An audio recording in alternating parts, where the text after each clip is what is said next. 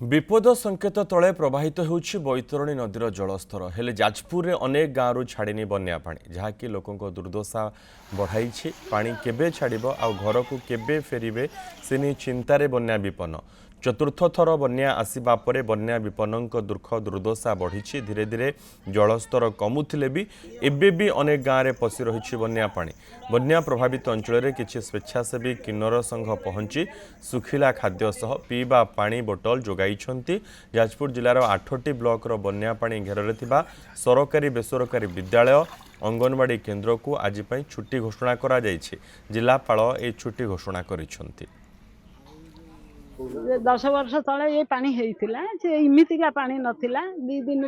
से छाड़ीगला आ ये जो 15 दिन है पानी बापा आम रही पारनु से रास्तार जाकि छुआ पिला नहीं कि गाई गोरु नहीं कि टम्बू टाणिकी रोचु आमती विशेष करके जो बरसा एनी टाइम बापा बरसा होमें ये बरसार रही पारनु एने बरसा को एने बढ़ी पानी छोट छोट छुआ को जीवन विकल नहीं पलाऊ सब बड़ बड़ रणा कंप गोखर सब बाहर जो जगह पानी घेर भितर समस्या भितर बहुत लोक अच्छा आम तो सब लोक पाखे पहुँची पारूँ जी लोक पाखे पहुँचा चेष्टा करूँ